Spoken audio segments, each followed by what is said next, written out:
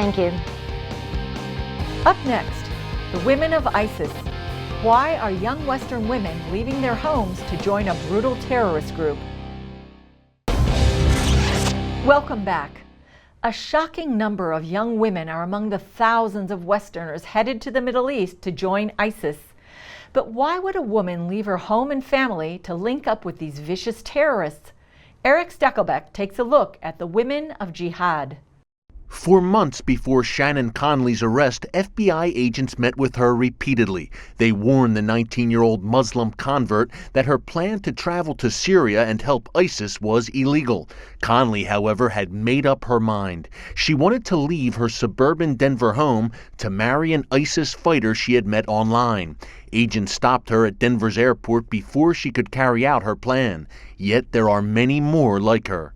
Last month, 3 teenage girls, also from suburban Denver, were detained while trying to make their way to Syria. But hundreds of other young women from Western countries have made it to the Islamic State, marrying ISIS fighters and even fighting alongside them. I have a huge concern regarding the women going back, because that's, again, a part of building a new society. That's the marketing that's going on.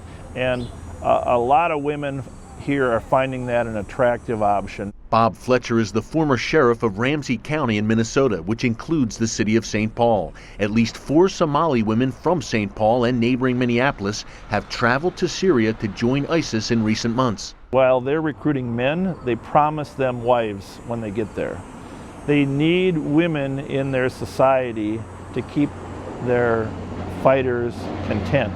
It's a scary thing, but the women are really being used in a variety of ways once they get there. In some cases, these women act as much more than mere jihadi brides. A group of British women reportedly leads an all-female Sharia police unit inside the ISIS-controlled Syrian city of Raqqa. These British citizens enforce Islamic dress codes and even reportedly run a brothel where they provide sex slaves to ISIS fighters. So far, most of the ISIS women come from Europe. The numbers include at least 50 British women, 40 from Germany, and some 60 French girls and young women, all leaving their homes to join the Islamic State.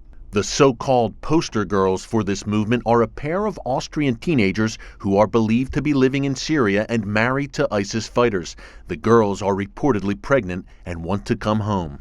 Al-Qaeda, extremists, what they call ISIS, Al-Shabaab, I believe for the girls, they're using their element of surprise. There is a precedent for female terrorists. Dozens of Muslim women from Chechnya and Dagestan have carried out suicide bombings against Russian targets in recent years. But ISIS is taking things to another level by actively recruiting women online. ISIS promises them husbands and a wonderful new life in the caliphate, a place where, ironically enough, women have no rights or freedoms.